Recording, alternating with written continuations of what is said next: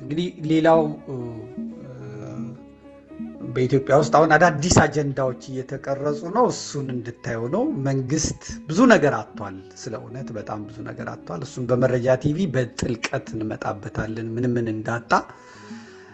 ነገር ግን ደግሞ ብዙ ነገር ለማግኘት እየሰራ ነው እና ይህንንም አውቆ ተዘጋጅቶ መጠበቁ ጥሩ ነው እና ደግሞ መጠርጠሩም ቢሆንስ ብሎ መጠርጠሩ እና ጠርጥሮ ቢቀር ይሻላል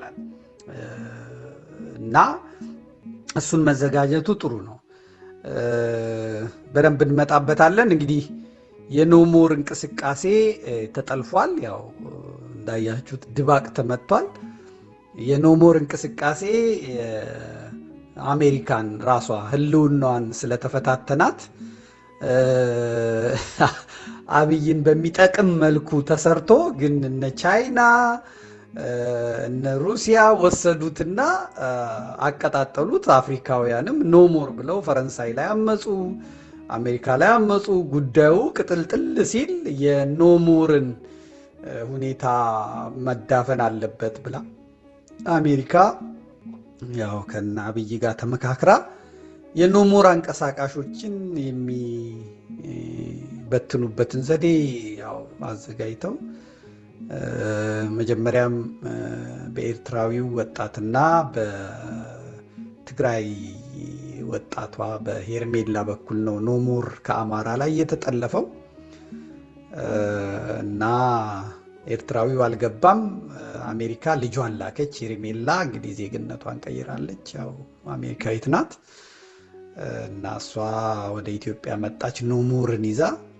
ከዛ አብይ አህመድ ደግሞ የኖሞርን ኩሊ ወዛደሮች አሉ። በተለይ የአማራው ወዛደር ነው እና የሆዳም አማራ አለ፣ ምንም የማያስብ የማያገናዝብ ማንም እየመጣ የሚጭነው ማለት ነው እና ብሩንም ምኑንም ተገፎ እንደገና ደግሞ ቀልቡን ለመግፈፍ ወደ ኢትዮጵያ ጠርተውታል እና ኢትዮጵያ 1 ሚሊዮን ሆናችሁ ኑ ነው የተባሉት።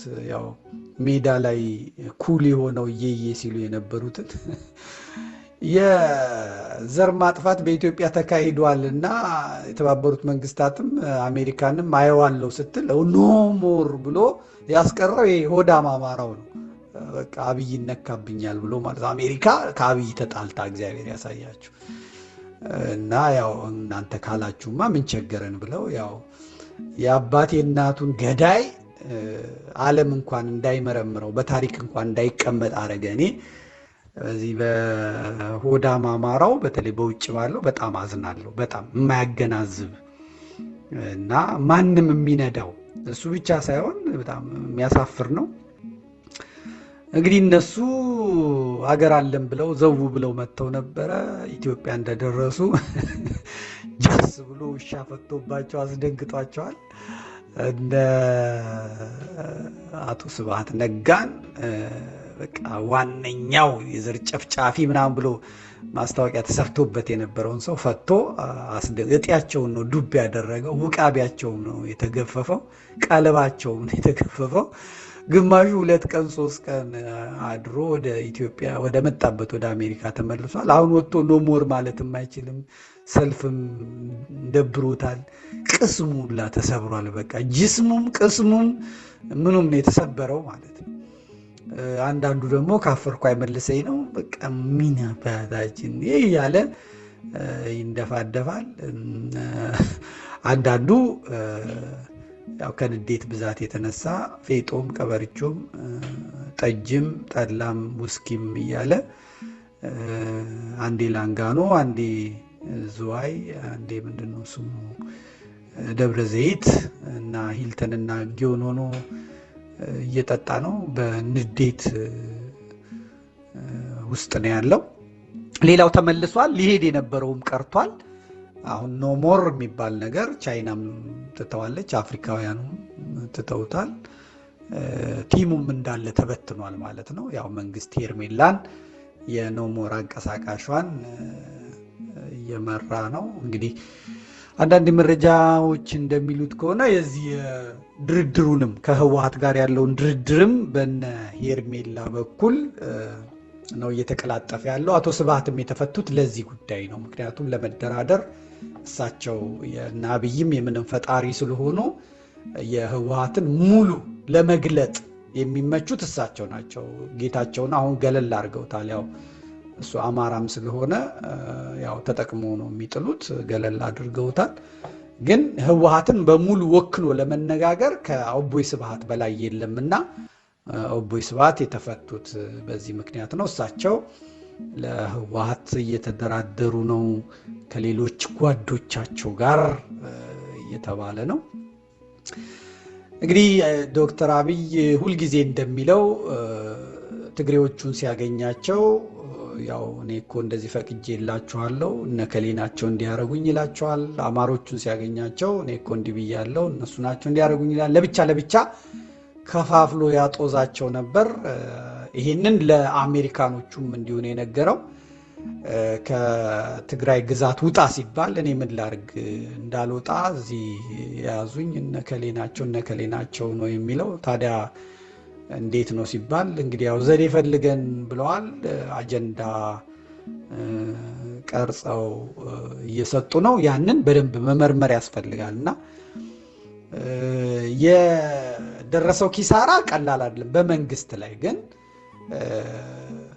ያው እንደ ውሻ የሚጮሁበትን ነው እንጂ ገንዘብ እንኳን ከዳያስፖራው ገንዘብ አገኛለሁ ብሎ አይደለም መንግስት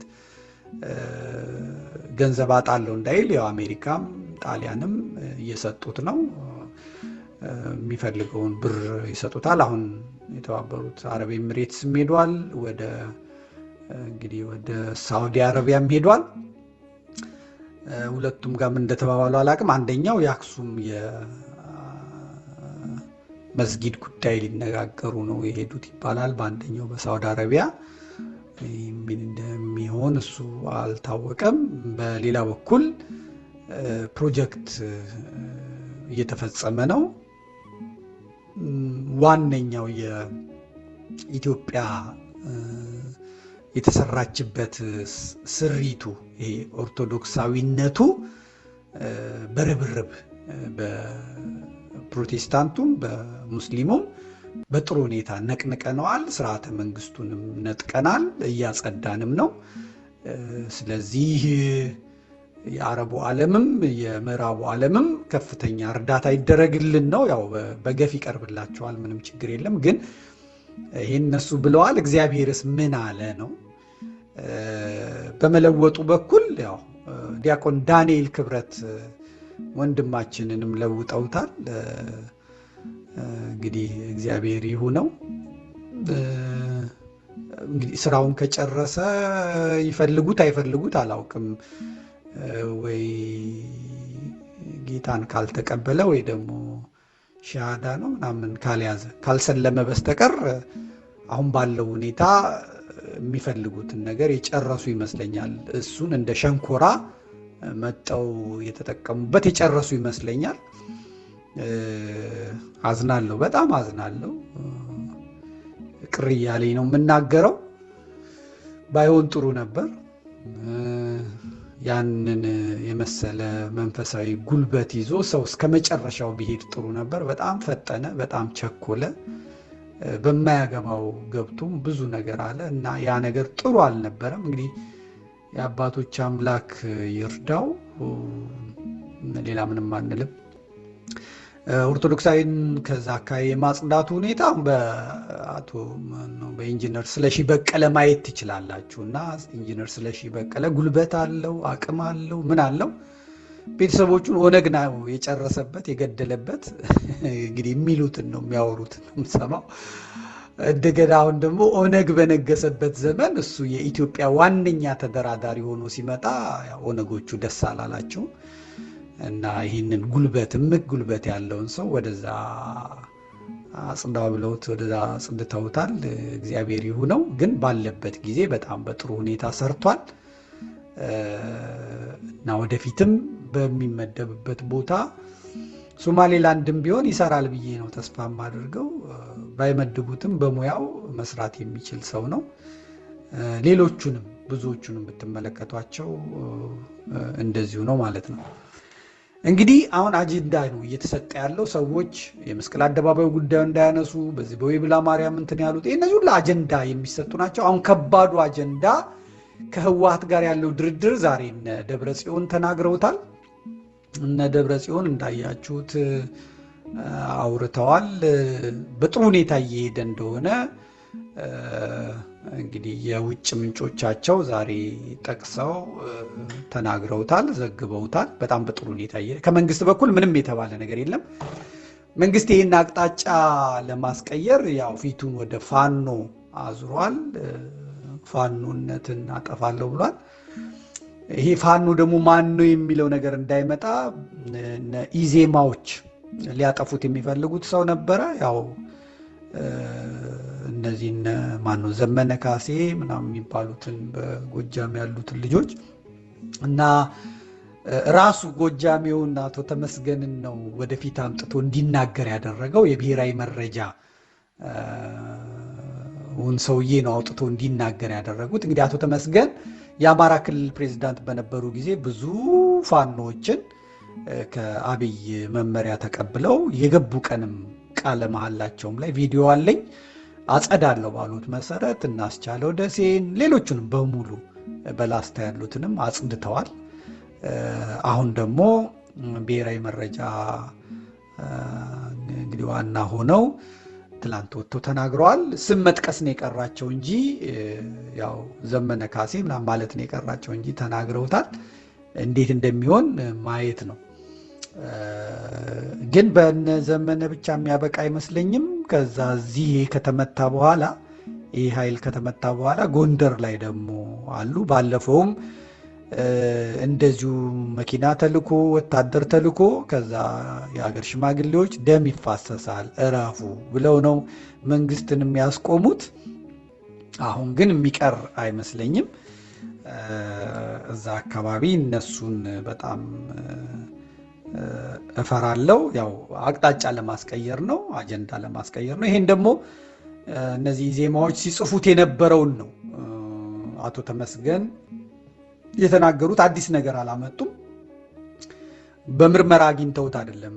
እንግዲህ የእሳቸው የምርመራ ቡድን ኢመደበኛ ሰራዊት በኦሮሚያ ውስጥ ካምፕ ሰርቶ የሚሰለጥነውን አያዩም አያውቁም ማለት ነው። እና ያንን ለማወቅ ደግሞ ይከብዳቸዋል። እና ከመላላክ ውጭ እሳቸው ስራውን ስለማይሰሩ ማለት ነው። በአማራ ክልል ከበድ ያለ ነገር ነው የሚመጣው። እንግዲህ እሱን ነገር እንዴት እንደምትወጡት እናንተ ናችሁ የምታውቁት። ከሚታየው ከሚሰማው ነገር ማለት ነው። ያው ድርድሩ በጥሩ ሁኔታ እየሄደ እንደሆነም ያው እያያችሁት ነው። ምናልባት እንግዲህ ልክ እንደ ሰኔ 15ቱ አይነት ህዝብ ላይ እንትን ሊሉ የሚችሉ ሰዎችን ሊቀጥፉ ይችላሉ። ከዛ በኋላ በዛ አሳበው ፋኖ የሚሉትን ለመምታት ሊሞክሩ ይችላሉ። እነ ዘመነ ካሴ ምናምን ብቻ ሳይሆን ሌላ የአማራ ባለስልጣናት ራሱ የብአዴንን ሰዎች ሊመቱና የትርምስ ቀጠና ሊያደርጉት ይችላሉ። በጣም ሬዚስት ማድረግ አለባችሁ፣ መቋቋም አለባችሁ። በአንዴ ሾክ ዶናችሁ ግልብጥብጡ ድብልቅልቃችሁ እንዳይወጣ አማሮች ወገባችሁን በቃ ጠበቅ አድርጉት። የምትሰሟቸው ነገሮች ከባድ ሊሆኑ ይችላሉና ልክ አጫሉን ገለው ማጽዳት የሚፈልጉትን በሙሉ በኦሮሚያ ውስጥ እንዳጸዱት አሁንም እንደዛ ነው የሚያደርጉት። በሰኔ 15ቱ የአሳምነው ጽጌ ብርጌድ የተባሉት በሙሉ በተገኙበት ወንድ የለ ሴት የለ ስልጣናቸው ከባድ ስለነበረ እንዴት እንዳስወገዷቸው አይታችኋል። አቶ ተመስገን ጥሩነህ እንዴት አድርገው እንዳስወገዷቸው አይታችኋልና አሁንም ሊፈጠር ስለሚችል መጠንቀቅ ነው። ሌላው እስኬው ቢጠነቀቅ ደግሞ ጥሩ ነው ብዬ ነው የማስበው። እስክንድር ወንድሜ ነው። ስርዓት ስራ አልለውም ምን አልለውም፣ ግን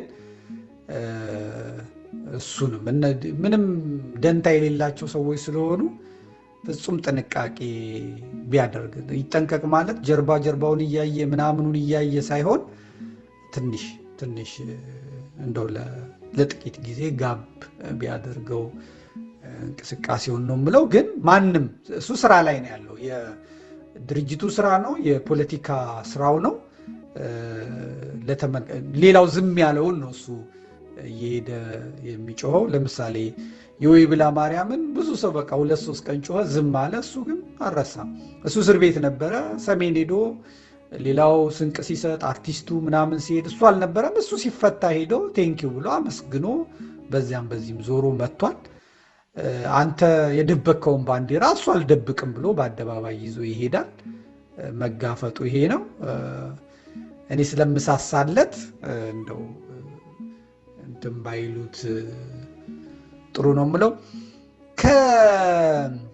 ከዳያስፖራዎችም ምናልባት መንግስት ፖለቲካ ሊሰራባችሁ የሚችል ሰዎች ልትኖሩ ስለምትችሉ እንደው ነገ ዛሬ ሳትሉ ቶሎ ብትወጡ ምንም ደንታ የሌለው ሰው ነው የምትሞቱት ሰዎች በሙሉ።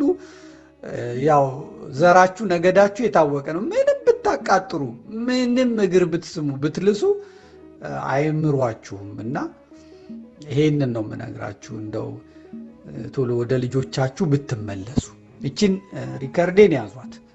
ምክንያቱም ደም የለመደ ነው። በጣም መግደል ምንም ጣጣ አይደለም። 3 ዓመት 4 ዓመት ሙሉ የሞተውን ማየት ትችላላችሁ እና ብታስቡበት ጥሩ ነው። ሌላው ከዚህ ምንድነው ዛሬ አንድ እንትን ወጥቶ ነበር፣ አይታችኋል። ከዚህ ከህዝብ ተወካዮች ከፌዴሬሽን ምክር ቤት በፌዴሬሽን ምክር ቤት ህጋዊ የፌስቡክ ፔጅ ላይ አንድ ሰው ለጥፎት ነበር። እንግዲህ የአዲስ አበባ የጥንት ስሞች በሚል ኦነግ የሆነ ሰው እና በጣም እንደውም በጌታቸው ሽፈራው ገጽ ላይ በደንብ በቴሌግራም ገጹ ላይ በደንብ ተገልጧል። በደንብ ማየት ትችላላችሁ። እና ወጥቶ ነበር። ያ ማለት አጀንዳ ነው። እና ብዙ ሰዎች ይሄው ፌዴሬሽን ምክር ቤት ገጹ እንደዚህ ሆኖ ይላል፣ ኦነጎች እዛ ውስጥ ሰርገው ገብተዋል ብሎ ይላል። በጣም ሞኝ መሆናችንን በዚህ ነው የሚያሳየው። ሀገር እያስተዳደረ ያለው ኦነግ ነው። አብይ አህመድ ኦነግ ነው። ሁላችንም ኦነግ ነን። ኦነግ ፓርላማ አለ፣ ኦነግ ፌዴሬሽን ምክር ቤት አለ። የሚያዙት ኦነጎች ናቸው። እና አገኘው ተሻገርን አይታችሁ ጎንደሬ ነው ብላችሁ አትሞኙ። እና አሁን ብዙዎቻችሁ ስትንጫጩ ነበር። ይሄ ሁላ አጀንዳ ነው። እነዚህን አጀንዳዎች ትቶ ወደ ዋናው ነጥብ ማተኮር ነው። ወደ ያዛችሁት ነጥብ ማተኮር ነው ማለት ነው። ሌላው እነዚያው መንግስት ባለው መሰረት ፎቶ የሚነሱ ምናምን ጥሩ ብሏል። በነዘመነ ካሴም በኩል ቢሆን እንደው እንቅስቃሴያችሁን ብትገድቡ እና ደግሞ እንደ ክርስቲያን ረጋ ብትሉ ባትመቻችሁ ጥሩ ነው። ለማክሸፍ ማለት ነው። ባትመቻችሁ ጥሩ ነው ባይነኝ። ምንም እንትን የሚል ነገር በእናንተ ሞት ሀገር ይበጠበጣል እንጂ ምንም መጣ ነገር የለም። እና ፍጹም ጥንቃቄ ብታደርጉ፣ ፎቶ ባታበዙ፣ እውነት እንደገና ደግሞ እንትን ባትሉ በጣም ጥሩ ነው ባይነኝ። ሌላው በፋኖ ስም ሌባ የለም ማለት አይደለም፣ ወንበዴ የለም ማለት አይደለም፣ ዘራፊ የለም ማለት አይደለም። የሚመቸው አለ። ያንን በተለመደው ህግ የማስከበሪያ መንገዳችሁ መስፈርታችሁ ሌቦቹን ብታስወግዱ፣ ለህግ ብታቀርቡ እና ደግሞ መሳሪያ ስለያዛችሁ ብቻ ሌሎቹን ነው የምለው እኔ ዘመነን ማለት አይደለም። በፋኖ ስም የሚንቀሳቀሱና መሳሪያ የያዙትን አደብ ብታስገዟቸው፣ ሰብሰብ ብላችሁ አሁን ይህንን ድምፅ ራሱ ብትሰሙ ለህዝባችሁ፣ ለወገናችሁ፣ ለእናንተም ህልውናና ህይወት ስትሉ ማለት ነው። እና እንግዲህ ከተባበሩት አረብ ኤምሬትስ አሁን የሚመጡት ድሮኖች ወደ መቀሌ ብቻ ይሄዳሉ ብላችሁ እንዳታስቡ። በጣም አስቡበት። ምክንያቱም ወደ መቀሌ ብቻ አይደለም የሚሄዱት ከዚህ በኋላ የሚመጡት ድሮኖች እና መጥፎነቱ ያው እዛ መታለው እዚህ መታለው ሲል ዋናው ህዝብ ያለው አዲስ አበባ፣ በሌላ ቦታ ዘሩ ዘመዱ ስላለ ሀገር ድብልቅልቁ ነው የሚወጣው። በጥበብ ብታልፉት ጥሩ ነው የማይኝ በውስጥ ያሉትን የሚያጭበረብሩትን ምን የሚሉትን ብትለዩና ብታስቀምጡ ጥሩ ነው ብዬ አስባለሁ። ይህንን ብታደርጉ መልካም ነው እንደ ሀገር ማለት ነው እንጂ አሁን የሚሰጣችሁን አጀንዳዎች ይሄ የሚወረወሩትን በሙሉ ባለመስማት መተባበር፣ ጭጭ ማለት በቃ አለቀ። አንዳንዴ እኮ ዝም ይባላል። ሁለተኛ ያልታወቀ ነገር ሲመጣ ሼር አለማድረግ፣ አለመበተን። ይሄ አጀንዳ ነው የሚሰጠው። አጀንዳ ጉድ አለ ማለት እና ዝም ማለት ያ ያበሽቃል።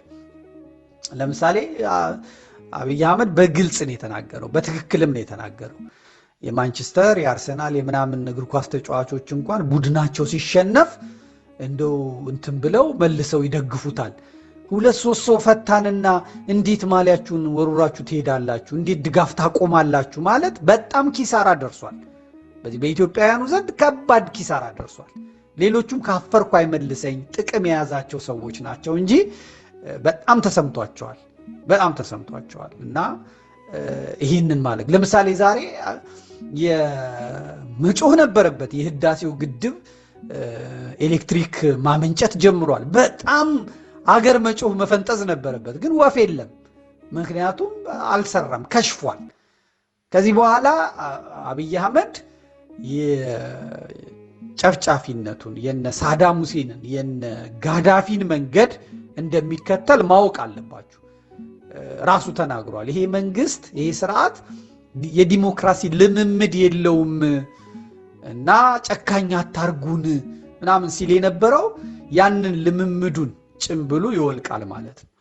ሞት አይቀርም፣ ሁሉም ይሞታል። እሱም ይሞታል፣ መለስ እንደሞተው ሌላውም ማንም ይሞታል። ሀገርም ትቀጥላለች፣ ግን ደም ይፈሳል፣ በጣም ደም ይፈሳል እና ጥንቃቄ ማድረግ፣ ነገሮችን አለማራባት፣ የሚገኙ አጀንዳዎችን እንደ ንብ አለመስፈር።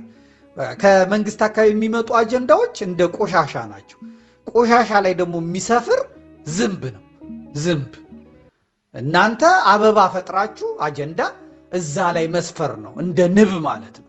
እንደ ንብ እንጂ እንደ ዝንብ ከብልጽግና አካባቢ የሚወረወርላችሁን ከኢሳት ጸሐፊዎች፣ ከኢሳት ሰዎች፣ ከኢዜማ ሰዎች ከምናምን የሚወረወርላችሁን ቆሻሻ ላይ መስፈር ይሄ በጣም ጽዩፍ ነው፣ በጣም ጥሩ አይደለም እና ይሄንን በጥንቃቄ ያዙት። የፋኖነት ማለት ያው ባህል ነው። ፋኖነት ኢትዮጵያ ለዘመናት የኖረችበት የቆየችበት ነው። ፋኖነት የታወቀ ነው እና የፋኖነት ሃይማኖት ማለት ነው። ኢትዮጵያ የዳነችበት የታወቀችበት ነው። መንግስት እንኳን እኮ በመደበኛው አሰላለፍ ህወሓትን መመከት ሲያቅተው ኢ መደበኛ አሰላለፍ እፈልጋለሁ ብሎ ገበሬውን ቢላዋ ይዘህ አድነኝ ነው ያለው። የሽንኩርት መክተፊያህን ይዘህ ገጀራህን ይዘህ ወጥተህ አድነኝ ነው ያለው መንግስት። እና በፋኖነት ነው ሀገር ሄዳ ነው የአብይን ስልጣን ያዳናችሁት፣ ይቅርታ። እና ስለዚህ ፋኖነት የታወቀ ነው፣ ኢትዮጵያ የቆየችበት ነው። የፋኖነት ደግሞ አማራ ጋር ብቻ አይደለም። ይሄ ነፍጥ መታጠቁ በኦሮሞም በሲዳማም በአፋርም በምንም አለ። የአፋር ፋኖን እያያችሁት ነው። ሌሎቹም ፋኖዎች አሏቸው ከሸኔ ውጪ ማለት ነው። ከኦነግ ሸኔና ከምናምን ውጪ ኦሮሞም የራሱ ፋኖ አለው። የድሮ የለመዱ ጀግኖች አሉትና ይህንን ፋኖ ይጠፋል ምናምን ብላችሁ እንትን ማለት አያስፈልግም ማለት ነውና አጀንዳ ስታገኙ በተለይ የአማራ ልጆች ጉድ እያላችሁ አትስፈሩበት። ለምን ተላከ፣ ለምን በዚህ ሰዓት መጣ ብላችሁ መመርመር ማድቀቅ ነው። ምን ሊያስጥሉን የፈለጉት፣ ምን ላይ ነበርን፣ ወዴት ዳይቨርት ሊያደርጉን የፈለጉት ብሎ ማለት አለቀ። ወደ ራሳችሁ ወደ ጀመራችሁት አጀንዳ መቀጠል ነው ያለባችሁ። ለዚህ ነው ዛሬ የህዳሴው ግድብ እንግዲህ ዛሬ ኤሌክትሪክ አመነጨ ቢባል ስራውላ መቆም ነበረበታል። ዋጋ ተከፍሎበታል። ብዙ ክርክር፣ ብዙ ሙግት፣ ብዙ ምናምን ነበር። አሁን ዛሬ ቢጮ ቢለፈለፍ የለም፣ ዳያስፖራ ምናምን የለም፣ በቃ ይሄ ምንን ያሳያል? እንትኑ ቶኑ ላይ መድረሱን ያሳያል ማለት ነው። እንግዲህ የነ ጃልሰኝና የነ ጃልመሮ ቡድን እሱም የነ ሽመልስ የሚቆጣጠሩት ማለት ነው ጠንካራ ሆኗል። ሎጂስቲኩም እየቀረበለት ነው። ምን ሊፈጥር እንደሚችል የምናውቀው ነገር የለም። መጪው ጊዜ እንግዲህ ትንሽ ከበድ ይላል፣ ግን በጥበብ ደግሞ ማለፍም ይቻላል ብዬ አስባለሁ። በጣም መብለጥ ነው የሚያስፈልገው። አንደኛ ጸሎት። እናንተ ከእግዚአብሔር ውጭ መዳኛ የሌላችሁ፣ አሜሪካ ማትደርስላችሁ፣ እስራኤል ማትደርስላችሁ፣ ጃፓን ጀርመን ማትደርስላችሁ፣ እንግሊዝ ማትደርስላችሁ አባቶቻችሁ ኢትዮጵያን ያዳኑበት መንገድ አንደኛው ጸሎት ነው። ጸሎት ኃይል አለው። ጸሎት ጉልበት አለው። ጸሎት ሴራ ያከሽፋል። ጸሎት ይለውጣል። ደግሞ ቅድስና መንፈሳዊ ህይወት ደግሞ ባህር ያሻገራል። ሙሴን ተመልከቱት። ሙሴ ቅድስናው ከእግዚአብሔር ጋር መነጋገሩ፣ የእግዚአብሔር ታዛዥ መሆኑ፣ ደባል ነገር በውስጡ ያለመኖሩ፣ ጥንቁልናው፣ አስማቱ፣ ዝሙቱ፣ ስካሩ፣ ሴረኝነቱ ውስጡ ስላልነበረ እግዚአብሔር ሙሴን እጅህን አንሳ ይለዋል፣ ያነሳል። በበትር ባህሩን ምታ ይለዋል፣ ባህሩ ይከፈልለታል። አለቱን ምታ ይለዋል፣ አለቱን ሲመታ ውሃ ይፈልቅለታል። እጁን ቀና አድርጎ ሲል ጠላቱን ያሸንፋል። እጁን ዝቅ ሲያደርግ እስራኤል ይሸነፋል። እንደውም ሰራተኛ ቀጥሮ ራሱ እጁን የሚይዙለት ወደ እግዚአብሔር እጁን ቀና ሲያደርግ ያሸንፋሉ። እጁን ዝቅ ሲያደርግ ስለሚሸነፉ እጁ ዝቅ እንዳይል የሙሴን እጅ የሚይዙ 2 ሰራተኞች ቀጥሮላ ይቆም ነበረ። ይሄ ለኢትዮጵያውያን ኢትዮጵያን ለሚወዱ አማሮች ብቻ አይደለም፣ ኢትዮጵያን ለሚወዱ ጋሞ፣ ኦሮሞ፣ ጉራጌ ምናምን እነዚህ ሁሉ ዋናው መዳኛ እግዚአብሔርን ማምለክ ነው፣ እግዚአብሔርን ማመን ነው። ምክንያቱም የመጣው አደጋ ከባድ ነው፣ ከባድ ነው። መቅደሶቻችሁን የሚወርሱ መስጊዶቻችሁን የሚያፈርሱ ከባድ አደጋ ነው የመጣው። ይህንን ደግሞ ዝም ብሎ ማውጣትም አይቻልም። ይሄ የሚሸነፈው በእግዚአብሔር ኃይል ነው። እግዚአብሔር ያለው ሰው ያሸንፋል፣ እግዚአብሔር የሌለው ሰው ደግሞ ይሸነፋል። ይህንን እግዚአብሔር የራቀው ሰው ይሸነፋል። እና ደግሞ አንዳንድ ጊዜ ደግሞ እንደ አብይ ያለት መሪዎች የእግዚአብሔር አለንጋዎች ናቸው። ህዝቡ ትእዛዙን ሲጥስ፣ ከእግዚአብሔር ሕግ ሲወጣ፣ ቅድስና ሲርቅ፣ የአምልኮ መልክ ያለው ሰው ሲበዛ እግዚአብሔር ናቡከደነጾርን ያስነሳል፣ ፈርዖንን ያስነሳል። ህዝቡን የሚቀጣበት ማለት ነው። የሚያርደው፣ የሚጨፈጭበው፣ ደሙን የሚያፈሰው እንደ አብይ አይነቱን ይመርጣል። የሚገርፈው ማለት ነው። እንደ መንግስቱ ኃይለማርያም አይነት፣ እንደ መለስ ዜናዊ አይነት በቃ አረመኔ ያስነስቶ ልክህን ያገባል ማለት ነው። እና ያንን መቋቋም የሚቻለው ሌላው በከባድ መሳሪያ በመታጠቅ በምናምን አይደለም። እንደዛማ ቢሆን ህወሓት አትሸነፍም ነበር። ባዶ እጅህና አንተ ተቀምታል፣ ዱላህን ተቀምታል፣ ምንህን ተቀምታል። ግን በየገዳሙ የሚደረገው ጸሎቱን የተወ ስንት ነው ያለው? አሁን ፋኖችን እያያችሁ ነው። አንዳንድ ፋኖች ዳዊት አንግበው ውዳሴ ማርያም ይዘው እምነታቸውን ይዘው የቅዱስ ያሬድን እምነት የቅዱስ ጊዮርጊስን ስዕል ይዘው የቅዱሳንን ስዕል ይዘው ምን ይዘው ነው የሚሄዱት? እነዚህ ኃይል አላቸው።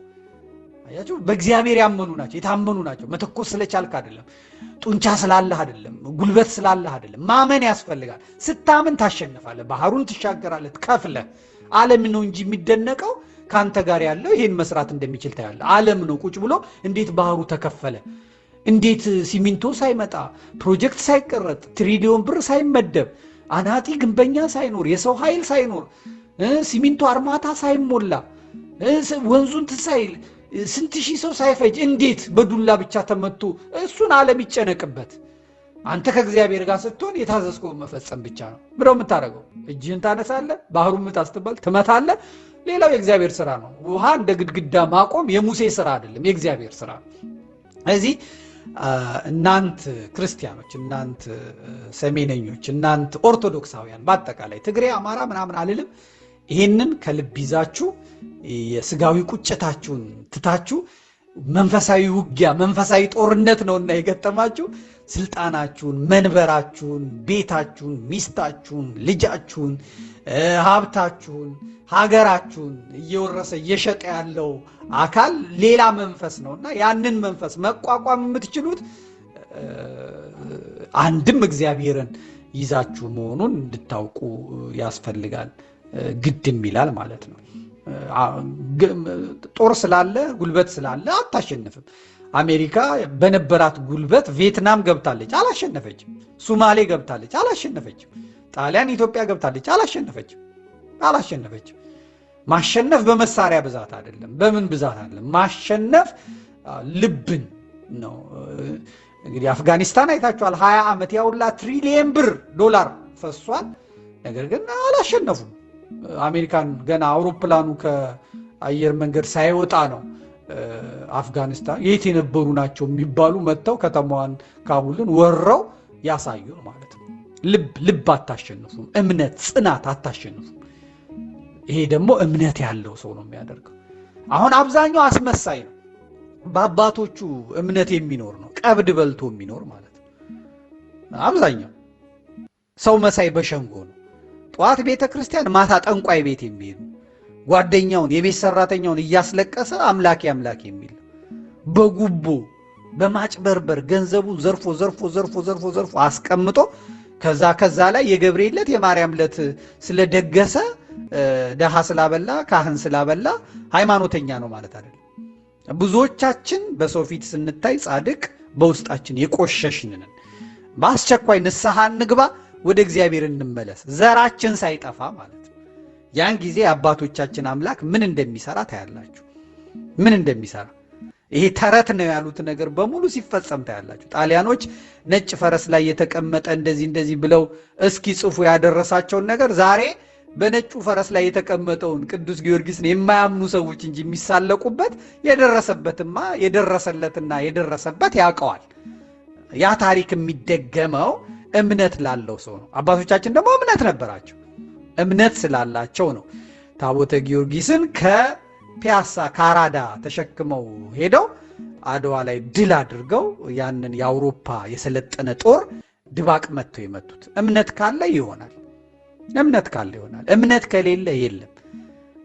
እምነት አለኝ ብለህ የምታስመስል የአደባባይ ሰው ውስጥህ ግን የቆሸሸ የከረፋ የገለማ የሚሸት እግዚአብሔር ብቻ የሚያይህ አንተ ንስሐ ግባ። በአስቸኳይ ተስተካከሉ፣ ተነጋገሩ። ይህንን ነው የምመክረው። ሌላው ይሄ እንደ ጥቁር በሬ፣ ቀይ በሬ፣ ነጭ በሬ እና ዳለቻ በሬ ምናምን የሚባሉት ተረት የሚነገራለ። ጅቦቹ ሊበሏቸው ሲሉ ያኛው እኮ ስላለ እንጂ አንነካችሁም ነበር እያለ ያንን ተራ በተራ ይበላቸው አይነት ማለት ነው። አሁን መጀመሪያ ወሎ ተበልቷል፣ ከዛ ሸዋ ተበልቷል፣ ከዛ ጎንደር ተቦጭቆ ትንሽ ቀርቷል፣ ጎጃም ተቦጭቆ ትንሽ ቀርቷል። አሁን እንግዲህ ወይ ጎጃም ላይ ነው ዕጣ የሚወጣው ወይ ጎንደር ላይ ነው ዕጣ የሚወጣው እና የአማራ አንገት አንድ ነው ብላችሁ አንድ ላይ ካልቆማችሁ በስተቀር የት አባቱ ጎጃምን ይበለው የምትሉ ጎንደሬዎች ካላችሁ አይቀርልህም። ላንተ የበት አባቱ ጎንደርን ይበለው የምትል ካለ ሸዋ አይቀርልህም፣ ወሎ ጎጃም አይቀርልህም። እንደ አማራ አስቡ። በየትኛውም ቦታ ያላችሁ እንደ አማራ ራሳችሁን ለመከላከልም ራሳችሁን ለማዳንም ሳይመሽ ሳይረፍድ ይህንን አድርጉ። ይህን ሲባል ሌባ ፋኖ የለም ማለት አይደለም፣ አጭበርባሪ ፋኖ የለም ማለት አይደለም። ይህንንም አስምሩበት። መንግስት ከተናገረው ነገር ውስጥ እንዲህ የሚያደርጉም የሉም ማለት አይደለም። ይህንን እወቁ። የትም ወንበዴ ሌባ አለ። ያን ግን በባህላችሁ በህጋችሁ መሰረት ራሳችሁ አሳልፋችሁ የሰጣችሁ ወደ ህግ እያቀረባችሁ የማህበረሰቡን አኗኗር አሻሽሉለት እና ከወቀሳ ከከሰሳም ልትድኑ ይገባል ማለት ነው። እና እነዚህ ነገሮች በደንብ አስቡባቸው፣ ተነጋገሩባቸው፣ አድምጧቸው። ለዛሬ ያለኝ መልእክት ይሄ ነው። የነገ ሰው ይበለን። እንቀጥላለን። በቴሌግራማችን እንቀጥላለን፣ በፌስቡካችን እንቀጥላለን፣ በመረጃ ቲቪ፣ በራስ ሚዲያ፣ በኢትዮ ቤተሰብ እንቀጥላለን ማለት ነው። እናንተ ደግሞ የጀመርነውን $100,000 ጎል አሳኩልን፣ አሟሉልን። ያንን ደግሞ በጋራ ደስ በሚል ሁኔታ እንፈጽመዋለን። እግዚአብሔር ሁላችንንም ይርዳን። መልካም ምሽት፣ ደህና አደሩ።